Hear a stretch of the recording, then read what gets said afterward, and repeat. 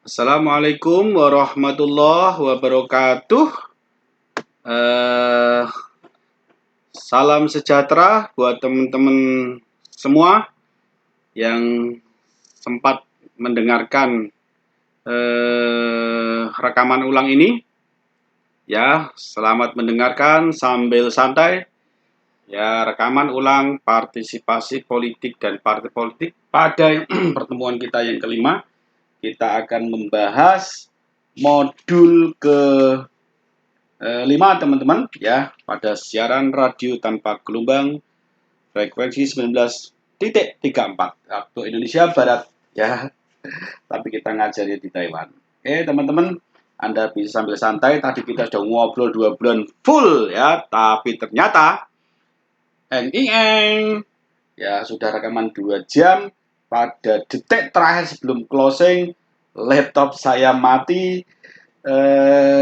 Alhamdulillah, karena baterainya habis ya, sempat tadi habis masukin lagi, cuman record sebentar lah. Ini saya ulangi lagi biar nanti Anda bisa menyimak dengan baik materi-materi kita pada modul 5 ini ya. Anda sambil simak, sambil santai, sambil ngopi ya, apa saja lah, sambil ngopi, sambil apa yang bisa Anda lakukan, yang penting Anda tidak bosan mendengarkan kalimat-kalimat saya ya.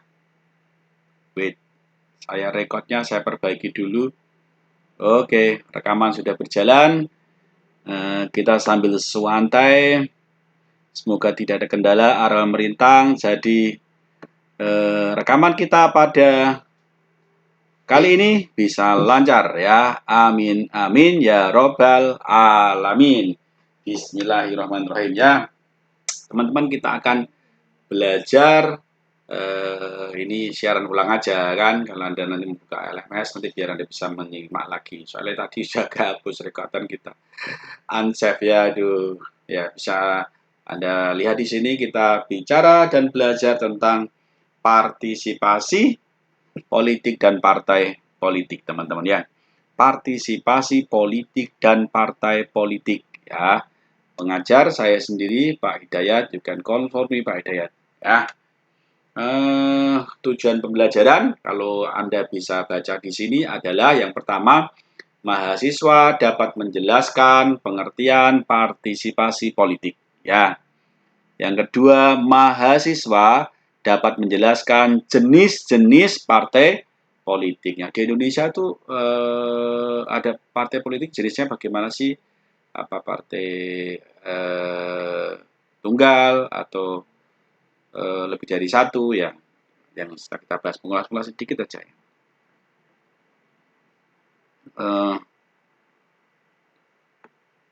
Kemudian nomor 3 adalah mahasiswa dapat menjelaskan kaitan perwakilan dan partisipasi politik ya. Intinya itu kita akan membahas tentang partai politik, partisipasi politik dan partai politik ya. Kita masuk pada slide awal teman-teman. Nah, di situ saya sajikan ada sebuah gambar tentang keikutsertaan warga masyarakat pada sebuah pemilihan umum ya. Anda lihat di situ gambar sebelah kanan, itu bukan undangan pernikahan teman-teman, itu undangan pencoblosannya. Anda kalau mungkin di Indonesia pernah dapat undangan, itu undangan yang digambar itu adalah undangan pencoblosan ya, bukan undangan pernikahan temanmu ya. Oke. Pak, saya galau Pak. Gitu. Lah kenapa? Pacar saya nikah Pak. Sudah ada urusan dengan pelajaran ini ya.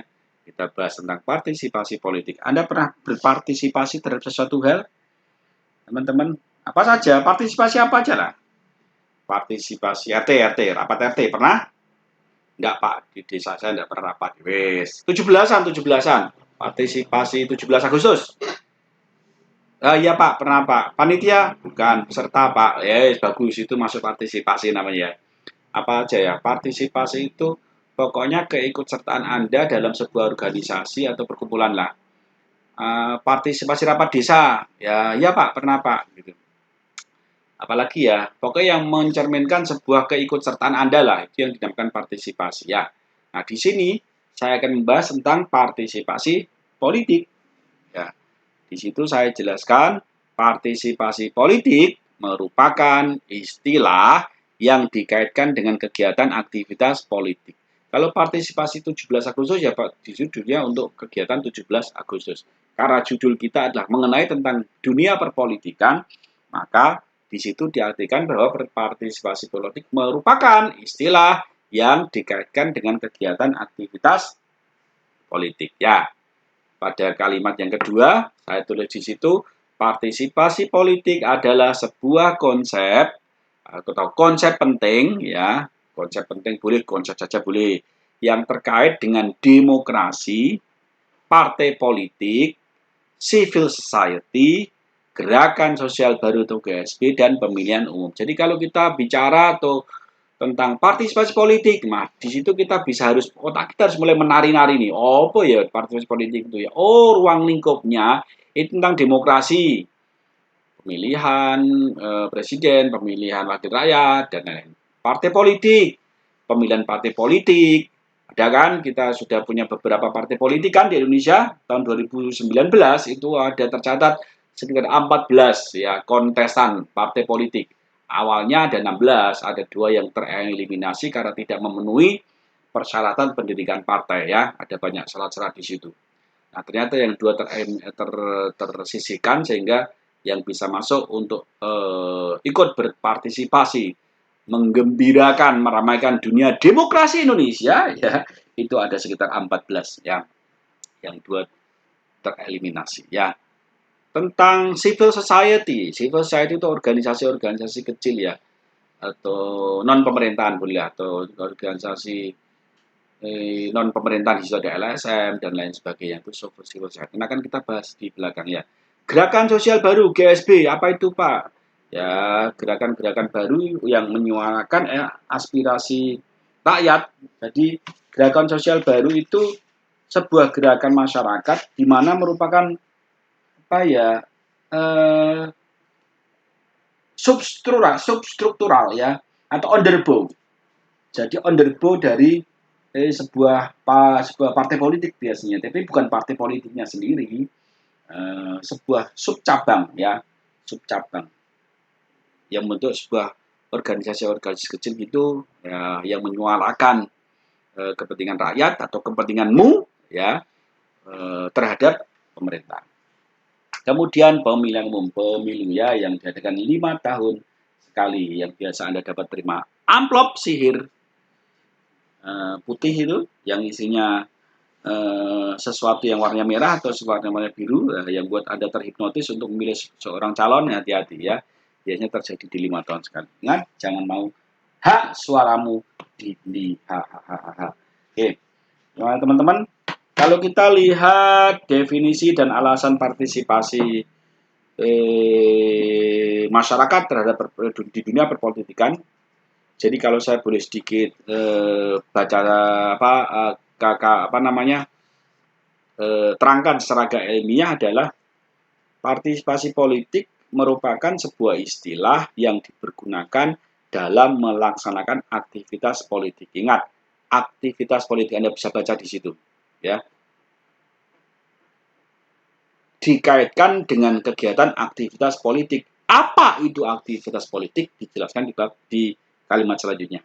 Ya, itu Anda baca di situ. Demokrasi, partai politik sendiri, civil society, gerakan sosial baru, dan pemilihan umum ya, gitu. Dalam analisa politik modern, partisipasi merupakan sebuah isu penting yang terkait dengan isu tentang demokrasi yang saya jelaskan tadi, partai politik, civil society atau masyarakat kewargaan, ya, bahasa kalau saya terjemahkan ke bahasa Indonesia ya masyarakat kewargaan. Kalau saya terjemahkan ke bahasamu ya tadi ada ada parsial kegiatan kemasyarakatan ya, di mana sebagai wadah dan menyuarakanmu terhadap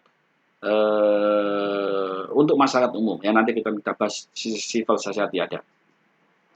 Pemilihan umum ya, pemilu 5 tahun sekali dan lain-lain ya. Partisipasi politik tidak dapat dipisahkan dari praktek politik di dalam negara modern. Nah, gitu. Jadi negara yang sudah berkembang, di negara demokrasi, partai politik sangat diperlukan. Beda waktu kita pada zaman Majapahit, teman-teman. Nah, pada zaman Majapahit, partisipasi politik ora kanggo. Kenapa ora kanggo? Karena semua hukum sudah ditentukan oleh kerajaan. Kamu ngeyel ya ora ono gunane ya. Tapi kalau di negara sekarang ini kan sudah bukan negara, bukan Majapahit, sudah ada lagi ya. Wah Pak, saya di wilayah dulu di wilayah Sriwijaya Pak, sekarang ngurus, sekarang sudah wilayah NKRI ya. Nah itu dulu, sekarang sudah tidak berlaku lagi. Jadi untuk di negara modern itu sangat penting ya. Saya anggap Indonesia ini mulai negara modern lah ya. Negara berkembang, mau nyempet ke negara maju ya. Kemarin sudah ada mendeklarasikan sebagai negara maju, tapi saya sendiri kok kurang setuju ya. Karena masih maju mundur cantik ya, saya tidak berani bilang Indonesia negara maju lah, ya, negara berkembang. Meskipun ada salah satu pakar yang mengatakan bahwa Indonesia sudah masuk memenuhi syarat sebagai negara maju, yalah karmu ya. Kenapa saya bilang tidak setuju? Ya, kita masih maju mundur cantik ya gitu. Oke.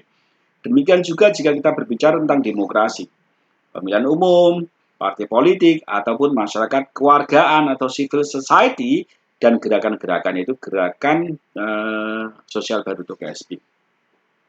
Kita tidak lain berbicara tentang partisipasi politik. Ada sebuah partisipasi dari warga negara terhadap gerakan-gerakan itu, gitu maksudnya ya.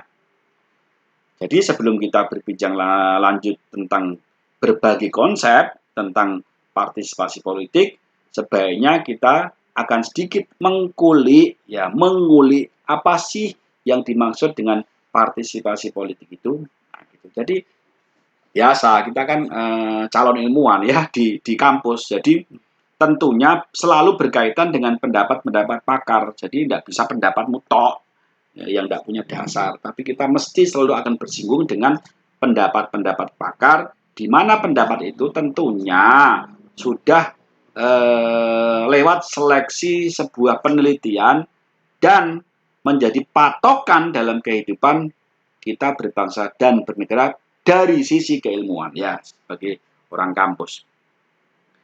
Ada sejumlah definisi ya yang dikemukakan oleh berbagai ilmuwan politik tentang apa yang dimaksud dengan partisipasi politik. Itu. Jadi secara umum partisipasi merupakan kegiatan, lihat ini, kegiatan, dengarkan saya ya, dengarkan, kegiatan atau aktivitas yang dilakukan oleh seseorang atau kelompok ya, atau jadi yang melakukan itu boleh individu, boleh kelompok orang secara aktif baik langsung maupun tidak langsung dalam kehidupan politik ya gitu. Itu definisi umumnya ya.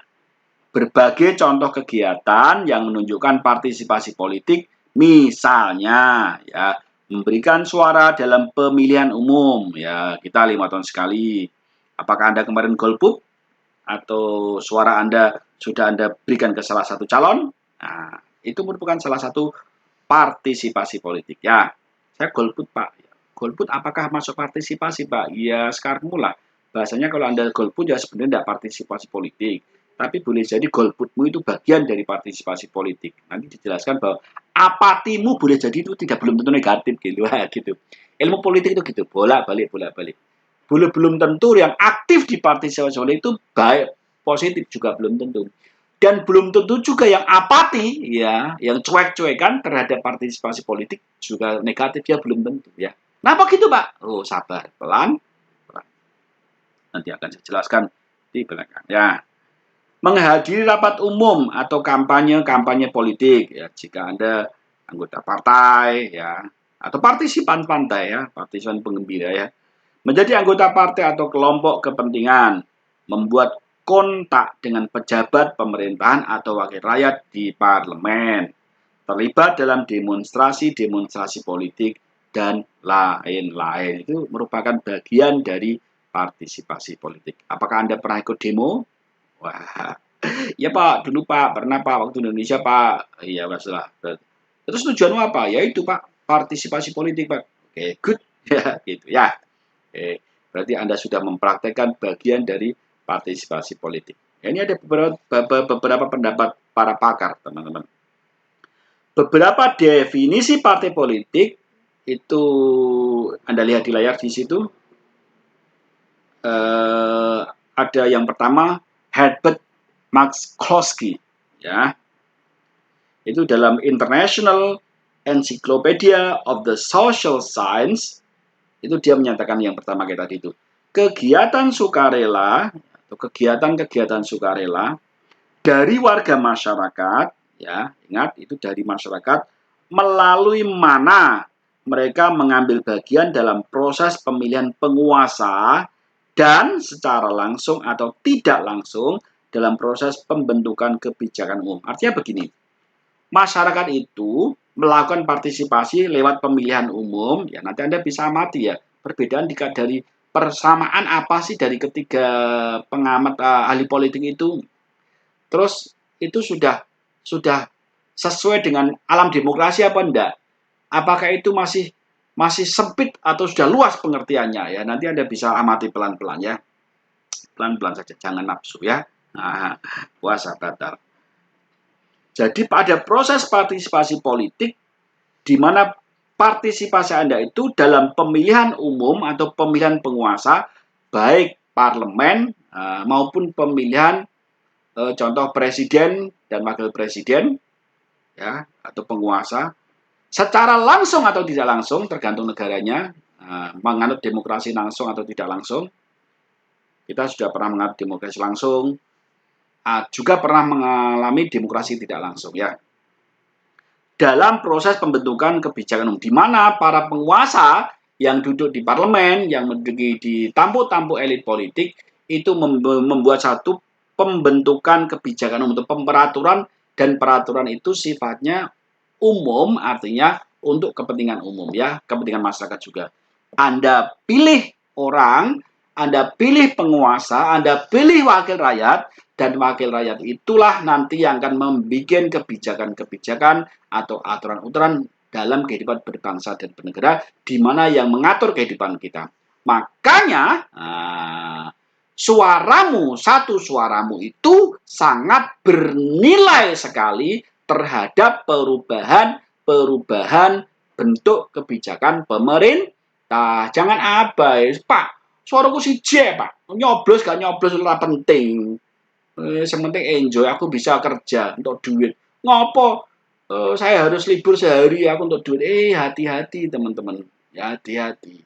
Satu suara Anda menentukan kebijakan kehidupan berbangsa dan negara. Anda bayangkan satu orang abai kayak Anda kemudian ketemu teman Anda dan Anda provokatori teman Anda untuk abai, Anda ketemu satu grup WA Anda provokatori untuk abai, Anda ketemu grup sekolah Anda ketemu dan Anda provokatori untuk abai, kemudian satu orang lagi memprovokasi orang lain, Anda bayangkan berapa banyak orang terprovokatori akibat ide buruk Anda.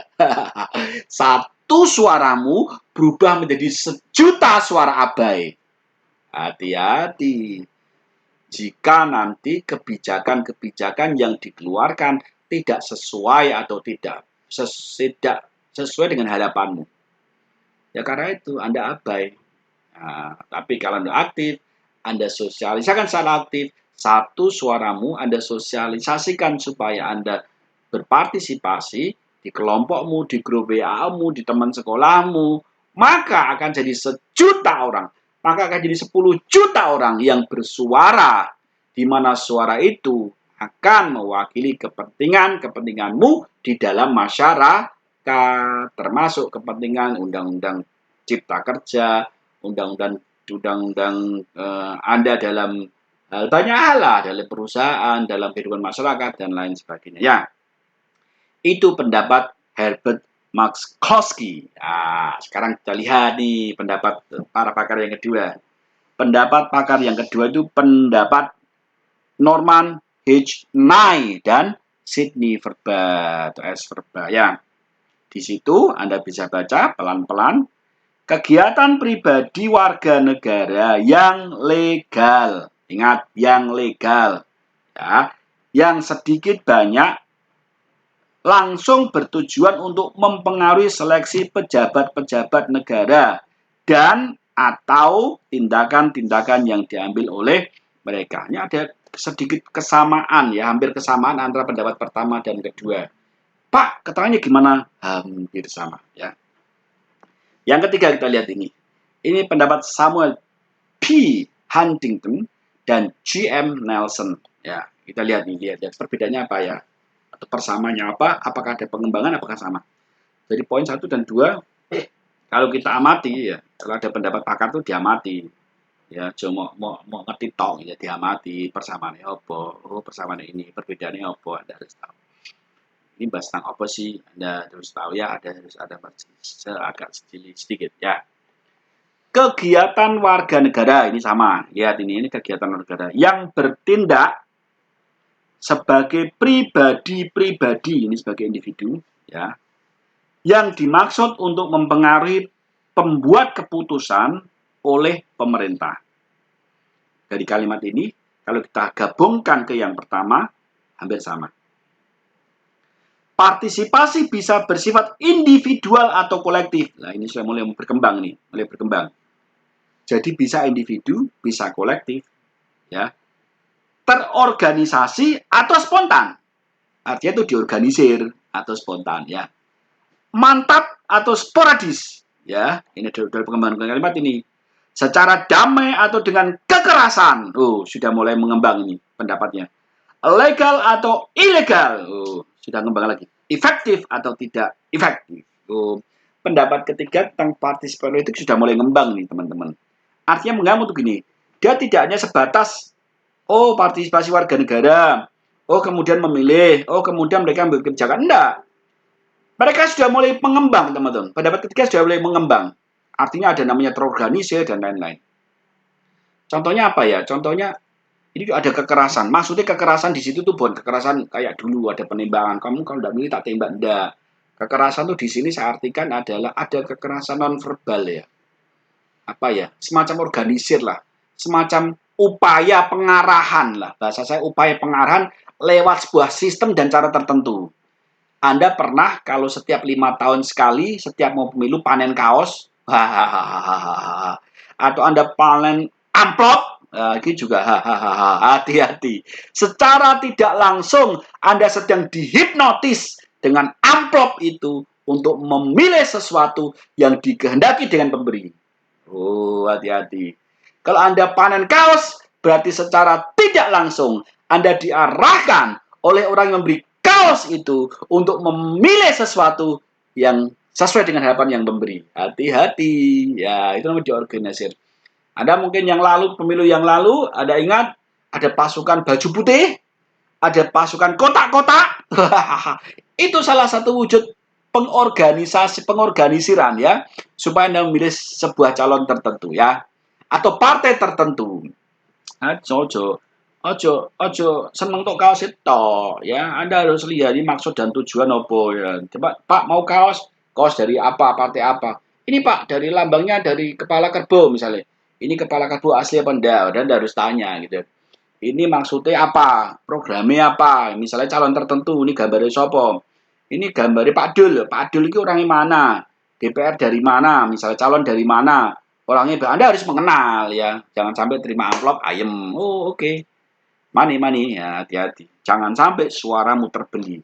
Anda sekarang sudah mahasiswa harus lebih intelektual lagi dalam memilih dan memilah langkah untuk mencapai kehidupanmu, termasuk dalam partisipasi politik. Kenapa? Tatkala Anda salah melangkah, Anda salah mengambil keputusan, maka salahlah hidupmu, salahlah aturan itu, salahlah kehidupan bernegara yang berakibat pada salahlah pada nasibmu.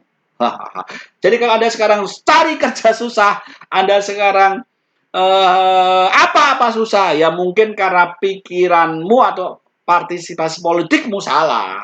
Ya, hati-hati. Dari pengertian ketiga ahli politik tadi mengenai partisipasi politik, kalau kita amati ada beberapa kesamaan tentang kegiatan yang termasuk di dalamnya. Ya, tadi saya katakan ada kegiatan kita yang sama ya. Dari pengaruh pertama yang kedua, partisipasi politik merupakan kegiatan warga masyarakat yang berkaitan dengan upaya untuk memilih penguasa. Garing, pejabat-pejabat negara dan mempengaruhi proses pembuatan kebijakan. Ingat, pembuatan kebijakan. Kalau salah kamu dalam menentukan langkah, salah menentukan hak politikmu, Anda salah menentukan langkah, Anda akan salah dalam hidupmu, dan Anda akan salah dalam nasibmu. Ya, nasibmu itu warga negara tok, dan kamu tok. Nah, warga negara saya mau provokasi tadi. Rasa milih, buat apa milih? Ngapain kerja aja enak. Sekarang kerja dapat ada peraturan, ada outsourcing, ada peraturan tidak dapat pensiun, tidak dapat apa-apa. Anda tidak bisa mensuarakan. Ngomel lah ya. Salah langkah, salah hidupmu. Salah langkah, salah nasibmu. Salah langkah, salah dalam kehidupan berkeluargamu nanti di kehidupan ekonomi. Salah langkah, salah Anda dalam kehidupan anak cucumu. Makanya hati-hati. Ya. Oke. Dalam definisi yang dikemukakan McCloskey ya dan Nye dan Verba tadi, soalnya kan ada tiga pendapat, maksud tiga kelompok pendapat ya. Kegiatan yang termasuk dalam partisipasi politik masih terbatas. Jadi dua yang pertama masih terbatas. Hanya terdiri dari kegiatan memilih penguasa atau pejabat negara. Tindakan yang mereka ambil dan kegiatan mempengaruhi kebijakan umum. Jadi dua pendapat awal itu begitu. Ya, tapi teman-teman, ya, yang saya katakan tadi, definisi yang ketiga oleh Huntington dan Nelson, ya, lihat lagi yang ketiga, Samuel B. Huntington dan J.M. Nelson, ya, lihat. Itu lebih luas cakupannya, ya kan? Coba lihat. Kalimat aja masih panjang kan? Kalau kalimatnya sudah agak panjang, berarti kan cakupannya sudah luas. Terus saya pakai intelektual pintar-pintar lah untuk mengamati sebuah pendapat pakar itu. Ya. Pokoknya kalau pendapatnya banyak berarti lebih luas gitu ya, gampang-gampang. Selain yang telah disebutkan di atas artinya dia hanya proses memilih penguasa dan mempengaruhi proses pembuatan kebijakan. Jadi bagaimana kegiatan-kegiatan tersebut dilaksanakan, itu pendapat pengembangan yang ketiga, dengan siapa yang dapat melakukan tindakan tersebut. Ada subjek, ada objek, sudah mulai subjek, sudah objek. Ya, maksudnya kepentingan sudah objek dan subjek dan objek. Yaitu dapat dilakukan oleh individu atau kelompok kolektif atau massa dan dilakukan secara spontan atau terorganisir atau diorganisasi damai atau dengan kekerasan, bukan kekerasan kayak dulu kampanye dulu ya. Ada kuning-kuning lewat dilempar botol, ada apa-apa, ada kan seperti begitu ya. Kekerasan atau diancam, kamu tidak milih calon A, maka pangkatmu tidak naik. Ini ada kekerasan begitu, tapi kan bukan kekerasan verbal. Dulu ada teman-teman ya, zaman-zaman Orde Baru, pokoknya pegawai pemerintah kalau tidak milih partai A gitu, wis alamat wis, tidak munggah pangkat. Nah, ada begitu, ada suatu perorganisasian, tapi sekarang sudah mulai enggak ya. Sekarang kenapa yang menduduki tampuk pemerintahan kan dari berbagai partai, ya. Dulu kan enggak partai, ya benar dulu itu enggak partai tunggal, maksudnya ada beberapa partai, tapi tetap yang nyetir ya karena pendirinya adalah presidennya waktu itu dan sangat bertangan besi, maka sampai pejabat-pejabat pemerintahan itu enggak berani nyoblos selain partai itu ya. Saya tidak boleh sebutkan kalau nanti jadi kriminal ya, bukan kriminal lagi tapi kriminal ya. Oke. Mantap atau sporadis, legal atau ilegal. Wah, ini sudah mulai rancu ya, mulai sudah menghalalkan segala cara ya. Efektif ataupun tidak efektif ya. Jadi memperhatikan macam kegiatan yang dikemukakan dalam definisi-definisi tersebut, tampak sekali bahwa definisi tersebut disusun dalam rangka demokrasi, tetap pada kerangka demokrasi, ora cakadut ya, dan aura-auran karena di dalam kerangka negara demokrasi. Kegiatan dilakukan sebagai perwujudan dari kekuasaan politik yang absah ada di tangan rakyat, dalam hal ini warga negara ya gitu. Rakyat sebagai warga negara itu suatu negara memiliki pejabat-pejabat yang akan membuat peraturan atau kebijakan yang akan dilaksanakan. mengikat, dan harus dipatuhi oleh semua warga negara. Partisipasi politik dilakukan karena warga negara sebagai anggota masyarakat percaya bahwa kegiatan mereka mempunyai efek atau memberikan dampak. Hal ini disebut political efficacy. Political efficacy itu kalau saya boleh itu kalau saya bahasa Indonesia kan politik kasih sayang lah. Artinya yes, kalau bahasa demokrasi dari rakyat oleh rakyat dan untuk rakyat ya. Dari rakyat oleh rakyat dan untuk rakyat. Dariku, untukmu, dan olehmu. Dariku, olehku, dan untukmu. Ya, gitu. Politik kasih sayang. Dariku, olehku, bukan untukku. Namanya individualis. Kalau Anda pacaran itu dariku, olehku, dan untukmu. Ya, itu dari rakyat, oleh rakyat, dan untuk rakyat. Ya. Gitu. Jadi, oleh karena itu dalam demokrasi ada anggapan semakin tinggi tingkat partisipasi rakyat maka semakin baik. Ya, orang-orang yang model dulu kemit yang tidak yang abai tadi, yang Anda suka provokatori orang tadi, itu dikategorikan terhadap orang yang abai. Artinya dalam negara demokrasi, bahwa tingkat partisipasi rakyat semakin tinggi maka semakin baik. Opposite, sebaliknya tingkat partisipasi yang rendah dipandang tidak baik. Itu dalam negara demokrasi. Apakah akan terjadi begitu? Tidak, karena dalam dunia politik itu bisa berbolak-balik. Tidak semuanya yang abai itu bernilai negatif dan tidak semua yang terlalu yang partisipan itu juga positif. Tidak juga, nanti kan kita sentuh ya di akhir-akhir sesi. Kenapa begitu Pak? Nah, gitu ya, sahabat ya. Ada beberapa sebab mengapa partisipasi rendah. Di antaranya, jadi warga negara abai itu bukan tanpa sebab teman-teman ya. Itu ada sebab-sebab juga. Segala sesuatu terjadi karena ada sebab. Anda haus, kalau Anda haus silakan ngopi dulu ya. Jadi beberapa faktor, beberapa sebab kenapa warga negara itu abai, ya, abai terhadap bukan abai sebenarnya, berpartisipasi tapi rendah, abai tapi ya tidak terlalu abai, gitu. Yang pertama sebabnya warga negara tidak berminat atau tidak peduli untuk berpartisipasi atau tidak ada kesempatan. Misalnya ada pemilihan umum, tapi waktu itu waktu kerja kan dia sebenarnya dia pertama ada yang abai adalah nggak penting lah kayak model-modelmu itu nggak penting kerja lain. Yang kedua dia sebenarnya pengen tapi karena kerja sehingga nggak bisa ikut, tidak punya kesempatan gitu. Pak kan bukannya waktu itu libur ya, libur yang diliburkan instansi pemerintah lah, instansi petani, instansi buruh macul itu masuk ada libur kan ya libur ya, mereka tetap masuk instansi cari rosok itu ya nggak ada libur ya, pokoknya libur ya mangan, libur kerja libur mangan nah, tapi kan orang seperti itu kan pengen tapi nggak punya kesempatan. Atau Anda boleh jadi bukan warga tempatan ya, pengen tapi waktu itu sedang berperjalanan sehingga tidak mungkin bisa coblos gitu, bisa juga pengen tapi ada kesempatan, tidak punya kesempatan. Anda KTP Jawa Tengah ngeluar ke Jawa Timur waktu coblosan sehingga di sana Anda kesulitan nyoblos, nah itu banyak faktor-faktor gitu dan nilai masyarakatnya maunya jumlahnya itu bukan sedikit, banyak itu. Karena Indonesia lah masyarakat geluyur, makanya ini juga perlu diakomodir juga bicara nih. Beberapa waktu kemarin sudah ada dibolehkan beberapa, tapi kan terbatas, ada yang tidak menerima, harus orang tempatan, harus banyak syarat ya. Yang dikhawatirkan gitu, di sini nyoblos, salah nyoblos gitu ya. Kenapa ya? Karena kita ini apa? Benar sih kita sudah ada EKTP, jadi istilahnya itu sudah tunggal, data itu sudah tunggal, tapi tunggalnya itu masih tunggal nyabang-nyabang juga. Gitu. Tunggalnya data itu masih nyabang-nyabang, jadi bukan belum valid tunggal. Kalau di Taiwan ini kan valid ya tunggal ya tunggal. Anda tidak punya dua ARC ketahuan.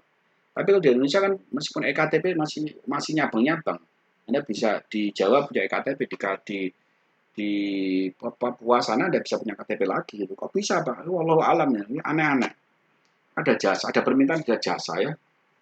KTP tunggal. Janganlah nanti malah saya jadi provokator nanti. Nanti ditanya pihak kepolisian. Kok tahu Pak dari mana? Ini pokoknya ya. Inilah saktinya orang Indonesia. Orang Indonesia itu sakti.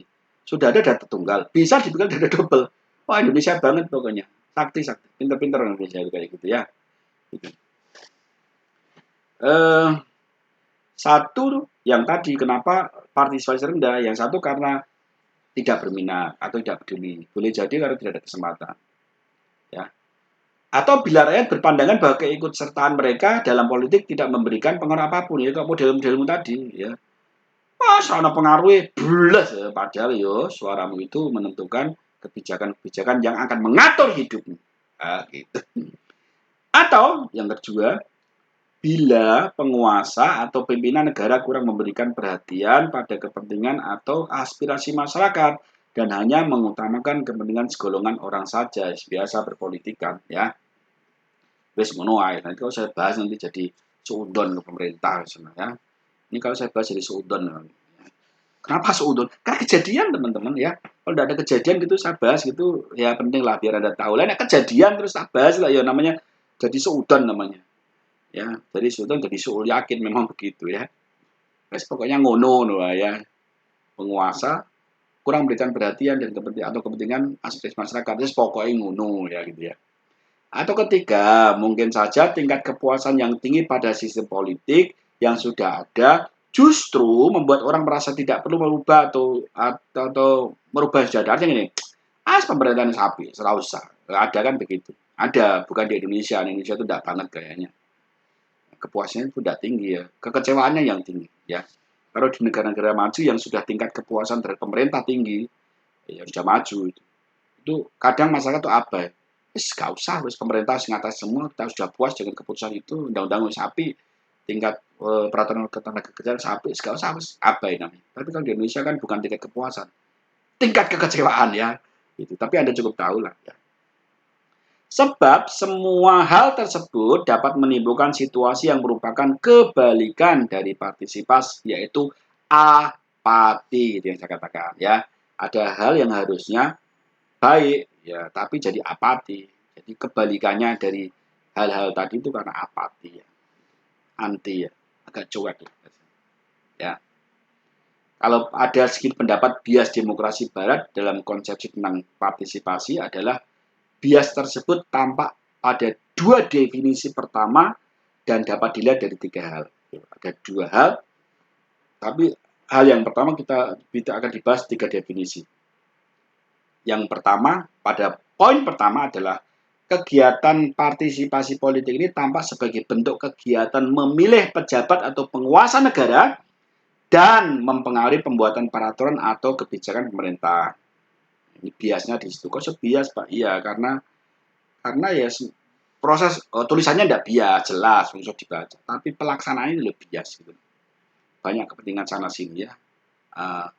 Apa ya? Apa ya? Yang apa sih? Atakat apa sih?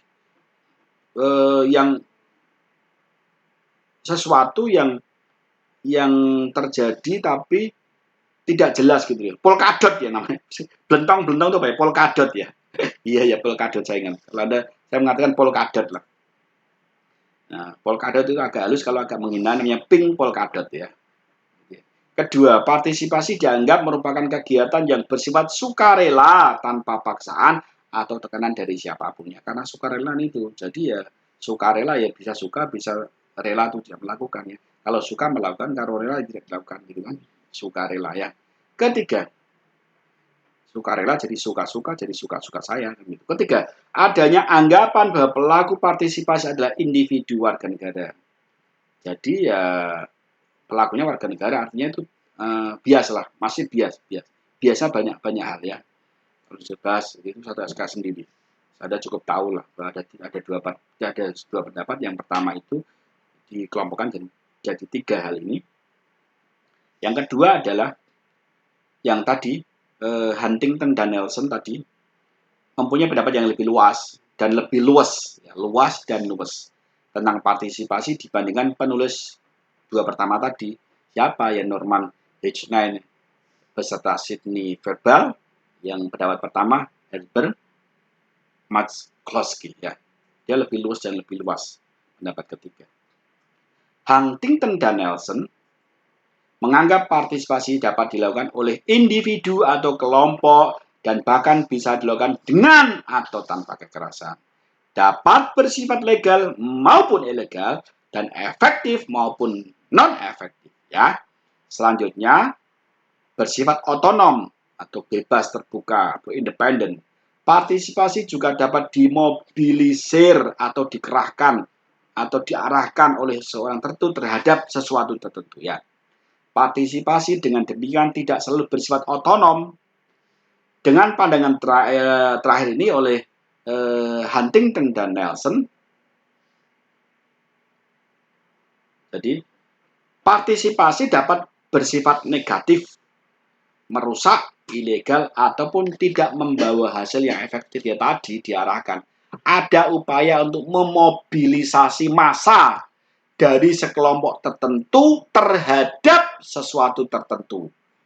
Ya tadi, sebar kaos. Ya, Pak, bukankah itu untuk menunjukkan identitas? Ya, identitas. Tapi kan sebenarnya niatnya lah ya identitas, toh. Niatnya kan untuk membedakan. Sekali membedakan itu kan berarti itu mengarahkan ke sesuatu, toh. Masa Anda pakai kaos hijau nyoblosnya biru kan ya hampir sedikit. Nih Anda pakai kaos merah udah luntur ikut apa namanya? Kampanye pakai merah di truk yang merah, masa nyoblos yang biru ya kan ya stres namanya. Otomatis nek kaos merah ya dengan sendirinya nyoblos merah kan ya gitu. Dengan propaganda yang ada waktu Anda ikut grubal-grubul itu, akhirnya ya kaosmu merah nyoblos merah, kaosmu biru ya nyoblos biru, kaosmu hijau ya nyoblos hijau, kaosmu polkadot ya nyoblos polkadot ya gitu. Adanya suatu mobilisasi massa ya. Oke. Jadi partisipasi politik dengan demikian mencakup kegiatan politik yang dapat bersifat positif dan juga bersifat destruktif. Ya, oke. Yang perlu Anda catat bahwa hubungan antara demokrasi dan partisipasi atau politik itu menarik ya. Jadi hubungan antara demokrasi, orang yang berpartisipasi dan orang yang apatis itu sesuatu yang menarik sekali teman-teman. Kenapa menarik ya? Karena dalam kehidupan berulang akan terjadi varian dalam dunia perpolitikan, ya begitu. Partisipasi tidak selalu menjadi ukuran dari keberhasilan demokrasi. Ingat, di situ camkan baik-baik kalimat saya. Partisipasi tidak selalu menjadi ukuran dalam keberhasilan demokrasi. Di negara-negara demokrasi yang berjalan, tingkat partisipasi politik warga tidak selalu tinggi. Ya, khususnya yang diwujudkan lewat keikutsertaan dalam pemilu. Sebagai contoh di Amerika Serikat, tahun 1976 kurang dari, menurut data yang ada nih, menurut data yang saya peroleh itu kurang lebih dari 40%, 40,8% warganya tidak ikut partisipasi. Berarti ada sekitar 50,2% warganya abai. Tahun 76. Ya. Presentasi itu meningkat menjadi 53% pada pemilu tahun 90. Berarti yang abai naik, gitu. Jadi di situ waktu pertama kali 40% warga tidak ikut partisipasi abai. Tahun 90 naik 53% ya. Cuek ya. Ya tadi sebabnya ada yang tidak mandang nggak perlu, ada yang mandang percuma, ada yang mandang siapa ya, udah bagus, ngopo saya ikut-ikutan, nggak perlu. Gitu, abai. Nah, sebaliknya kalau kita mengacu di negara komunis ya, di masa lalu partisipasi dalam memberikan suara mencapai 99% dari pemilih. Luar biasa di kompak. Negara komunis itu kan gitu. Kenapa? Karena satu partai memang. Dan agak sedikit kekerasan teman-teman. Kadang sebagian ada yang memang sih kayak di Vietnam ya, yang partai politiknya merupakan partai yang bebaskan dari kenegaraannya. Sampai itu idola di hati. Kenapa idola? Karena yang memerdekakan ya partai itu dari penjajahan. Maka partai komunis Vietnam PKV itu menjadi idola bagi warga Vietnam. Kenapa? Karena dia yang membebaskan rakyat Vietnam dari penjajahan. Nah, kalau kita kan tidak satu partai, ya kan? Yang membebaskan kan Bapak Founding Father beserta para pejuang-pejuang warga waktu itu kan. Nah, partai politik tidak satu waktu itu. Jadi ada Indeske Partij pertama, kemudian PNI ya waktu sebelum pra kemerdekaan Budi Utomo 1908 itu kan mereka memperjuangkan kemerdekaan. Jadi tidak bisa satu partai. Jadi rakyat Indonesia tidak bisa disuruh mengidolakan satu partai, itu tidak bisa. Kenapa? Karena sejarah latar belakang waktu memerdekakan negara ini ya didukung dan diperjuangkan oleh banyak organisasi politik, Masyumi, ya, dan lain-lainnya. Tuh. Jadi presentasi pemilih yang menggunakan hak pilihnya dalam pemilu mencapai lebih dari 9% itu di negara komunis. Luar biasa ya. Pada data yang saya terima, data tahun 1992 itu 95%. Luar biasa.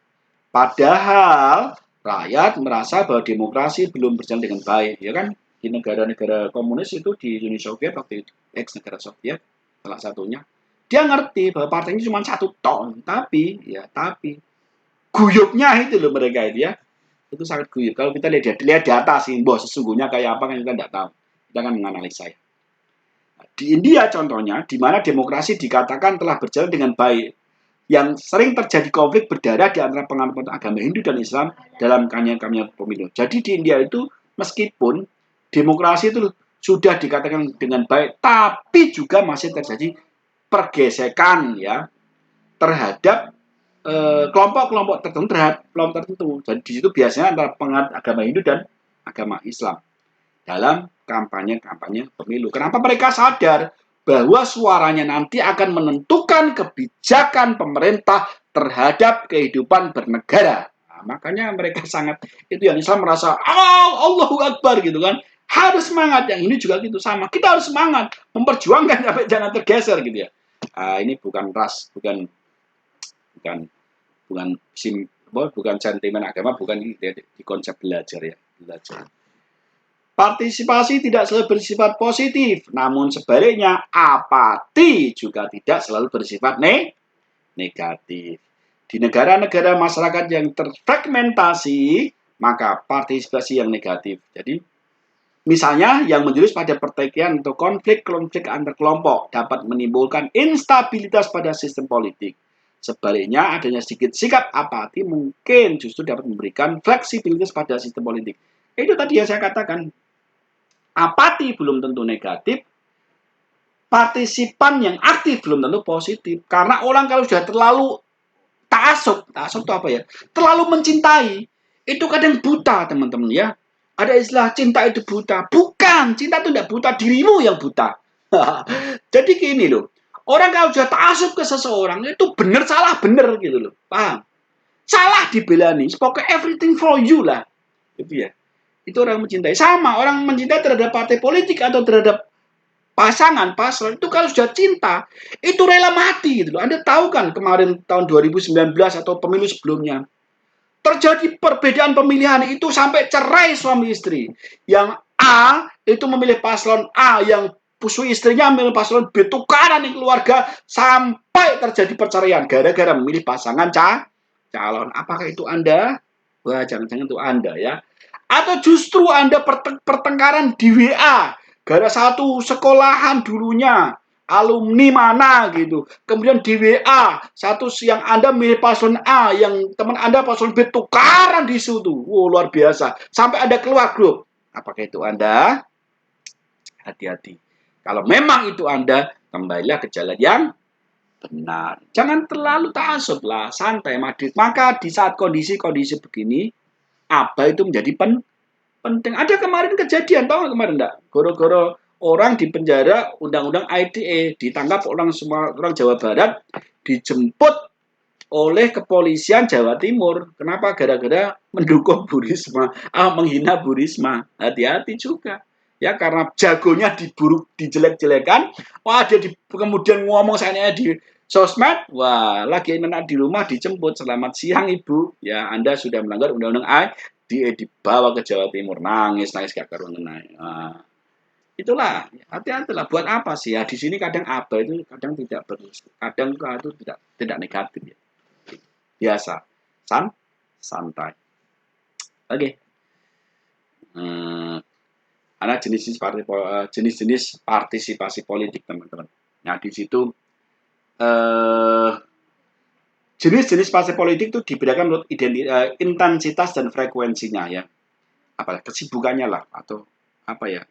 Apa saya bilang bahasa saya pas nengok tamu apa sih? Kadang saya sulit kalau terlalu ininya itu ya. Frekuensi kegiatannya itu akan menentukan Anda di posisi mana di situ gitu loh.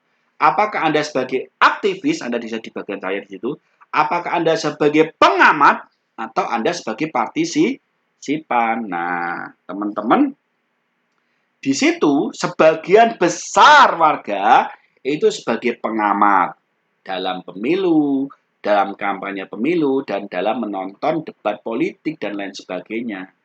Apa sih pengamat? Pengamat itu intensitasnya itu tidak terlalu tinggi.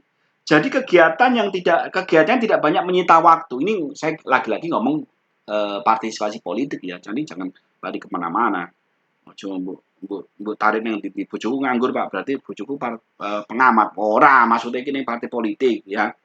Jadi ada kegiatan yang tidak banyak menyita waktu, tidak menuntut prakarsa sendiri aja, dia tidak perlu ide-idenya tidak perlu muncul secara heboh lah artinya ya.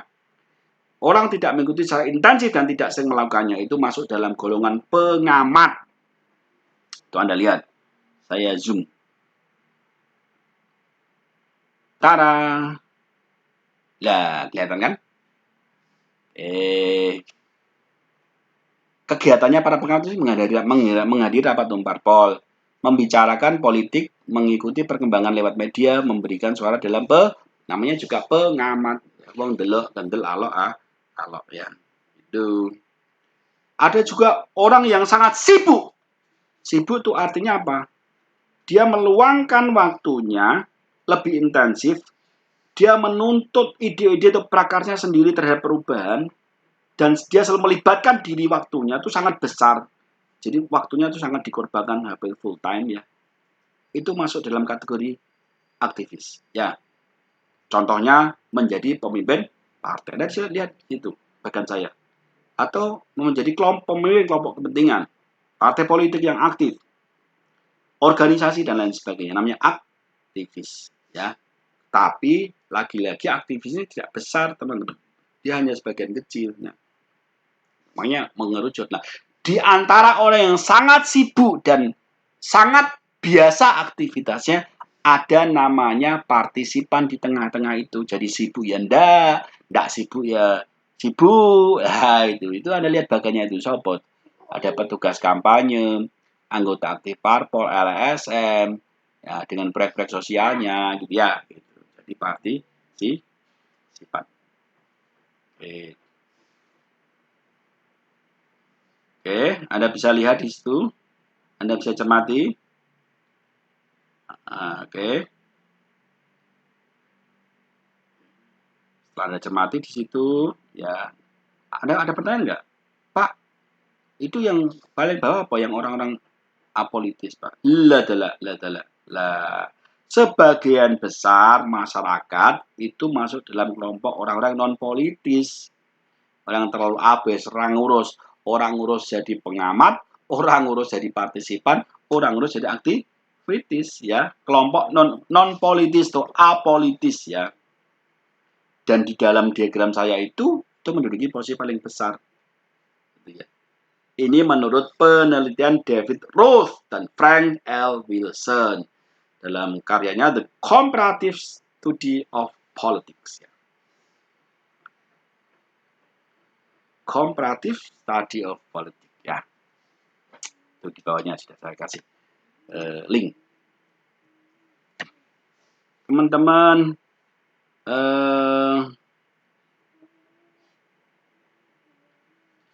kita akan kalau Anda lihat di situ, teman-teman, lihat bagian, coba Anda lihat lagi bagiannya ya. Partisipasi dibedakan menurut penerimaan dari masyarakatnya. Jadi menurut John Nelson dalam bukunya No Easy Choice, tidak mudah memilih, ya, membedakan antara partisipasi yang bersifat otonom yang dimobilisasi. Perbedaan di antara keduanya terletak pada apakah partisipasi tersebut bersifat sukarela atas inisiatif anggota atau warga masyarakat, ataukah partisipasi tersebut diberi arahan oleh pemerintah atau pihak lain. Ya, ada yang namanya partisipasi otonom, ada yang namanya partisipasi dimobilisasi. Just to know saja lah ya. Partisipasi tidak hanya dilakukan dalam pemilihan umum, kegiatan untuk mengikut sertakan rakyat dapat pula dilakukan untuk mendukung pemerintah. Misalnya lewat program-program pembangunan atau kegiatan-kegiatan lain yang berlangsung dalam masyarakat. Berbagai kegiatan di luar pemilihan umum seperti itu dapat pula dilakukan oleh partai politik maupun organisasi-organisasi kemasyarakatan. Misalnya, organisasi lingkungan, organisasi pemuda, organisasi buruh tani dan nelayan, pemuda, ibu-ibu, dan lain. Ya, itu sebenarnya contoh. Ya. Jadi organ partisipasi tidak hanya di politik saja. Boleh jadi beranya lebih kultural ya. Kultural. Nah, sebagai sedikit kesimpulan tentang partisipasi politik, saya akan mencoba membedakan ada dua hal yang harus kita tahu tentang partisipasi politik. Yang pertama, partisipasi politik yang melembaga atau rutin political participation.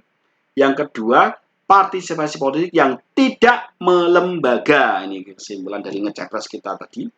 Ya, atau non-routine political participation.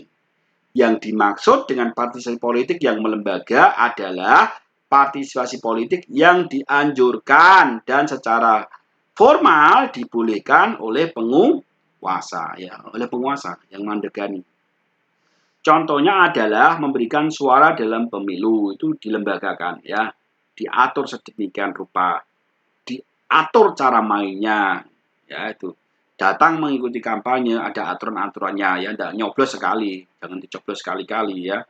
Anda mungkin jengkel dengan orangnya mau coblos sekali-kali, jangan, ya, malah rasa nanti, sekali aja nyoblosnya, ya. Gegetan gitu, tok gitu. Jangan, Anda itu sedang menyoblos pemimpin, bukan sedang dendam dengan pemimpin, ya. Datang untuk memberikan suara, bukan merusak suara, ya, hati-hati. Sebaliknya yang tidak melembaga adalah kegiatan yang tidak diperbolehkan atau yang dilarang oleh penguasa. Contohnya melakukan pemogokan buruh, demo buruh tapi demonya mogok kerja, wah hati-hati. Ya. Melakukan demonstrasi yang merusak dan menghambat kegiatan pekerjaan sehari-hari. Demo buruh, mogok kerja, minta gaji utuh. Ini pola-polamu kayak gitu ya. Kegiatan partisipasi yang tidak melembaga ini umumnya dilarang di negara-negara yang sedang berkembang, yang demokrasinya belum mapan dan sering dianggap mengganggu stabilitas nasional, serta dapat mengganggu kelancaran pembangunan ekonomi. Kalau ada demo, investor juga takut, teman-teman. Maka ini sering ditumpai oleh oknum-oknum yang tidak bertanggung jawab untuk mengatur stabilitas pemerintah di bidang ekonomi. Kenapa? Karena dengan demo, orang kalau mau investasi, takut. Negara yang banyak demonya itu investornya pada lari. Kenapa? Ya rugi fasilitasnya dirusak, rugi roda produksinya terganggu dan lain-lain. Mesti mereka akan mencari negara-negara yang stabil, yang sedikit demo. Maka kadang pemerintah kadang harus sedikit tegas, kadang begitu. Ya, tergantung kita memandangnya lah. Kalau kita dari segi akademis ya dipandangnya baik-baik aja. Ojo ngomong pemerintah dolim, pekerja ini nggak digaji dengan selayaknya, di bawah UMR dengan sebagainya. Kita harus juga mengetahui lah, bahwa untuk jadi pemerintah juga tidak mudah. Mengatur anggaran APBN sekian banyak yang serba terbatas, dengan masyarakat yang majemuk, yang kebinekaannya tinggi, juga harus perlu otak yang cerdas lah teman-teman ya. Maka Anda kalau memimpin perlu nyoblos itu jangan otak-otak. Otak-otak udang bahaya. Nanti peraturannya yang mensengsarakan dirimu. Harus cari yang cerdas lah, cerdas sedikit lah. Biar apa ya? Cerdas yang baik, cerdas malah ngakali ya. Cerdas yang baik ya, sehingga nanti roda perputaran ekonomi baik ya. Gitu. Jadi investor juga perlu kepastian hukum dan keamanan ya. Maka kalau ada demo-demo itu mereka juga takut. Gitu. Makanya pemerintah melarang di situ ya partisipasi politik yang tidak melembaga yang merusak ya. Sementara di negara yang demokrasinya telah mapan, kegiatan partai partisipasi yang tidak melembaga dalam batas tertentu masih diperbolehkan ya. Misalnya demonstrasi yang tertib, protes yang terarah dan lain-lain. Kita tuh sebenarnya baik, cuman yang nunggangi itu yang buruk. Ya toh, demonstrasi wis terarah apa demonstrasi? Ya demonstrasi wis tertib, tapi ada penunggang gelap, kayak gitu. Penunggang gelap itu apa? Ya penunggang gelap, jangan penunggang waktu malam bukan. Maksudnya penunggang gelap ya penunggang di luar orang yang ikut di luar organisasi itu ya, membuat ricuh. Sering toh Makin pemerintah sangat mengkhawatirkan ada demonstrasi-demonstrasi itu sudah diterapkan tertib, ada penunggang gelap sehingga membuat kerucukan, membuat keamanan jadi gaduh, membakar toko-toko dan lain sebagainya. Hati-hati, ya. Yang ini tidak hahaha. Oke. Next teman-teman, saya kita akan belajar selanjutnya di gerakan sosial baru itu GSB. Anda capek? Kalau Anda capek silahkan gerakan tubuh Anda, ya, putarkan pinggang Anda sampai enak, ya, angkat tangan Anda sampai enak, ya, kemudian bilang alhamdulillah, yes, gitu ya. Capek? Oke, kita lanjut. Gerakan sosial baru atau GSB. Teman-teman, di situ sudah Anda lihat bahwasanya GSB merupakan sarana partisipasi politik yang berfungsi sebagai penyalur aspirasi masyarakat yang tidak terkait dengan partai politik atau serikat pekerja. Ingat, di situ tidak terkait dengan politik atau serikat pekerja. GSB muncul di akhir abad ke-20 dan merupakan aksi-aksi kolektif yang baru seperti gerakan perdamaian, gerakan lingkungan hidup, gerakan hak asasi manusia, atau gerakan nuklir. GSB merupakan gerakan politik, kelompok penekan, dan kelompok kepentingan. Bentar, teman-teman, saya lihat rekodnya, takut saya ngecepres tapi nggak terekod. Oh, alhamdulillah. Bismillahirrahmanirrahim, ya. Terekod ya.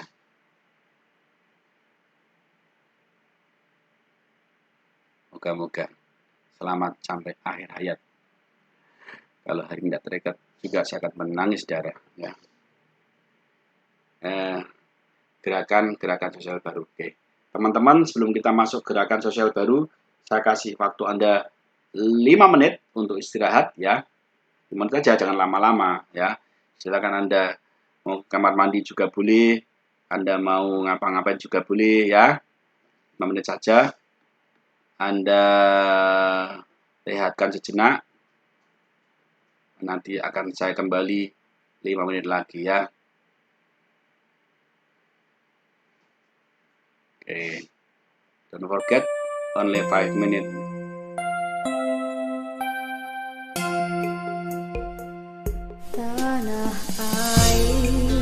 Oke, teman-teman. Kita lihat sebentar, ya. Kan terkenang selama hidupku, biarpun saya pergi jauh, tidak akan hilang dari kamu.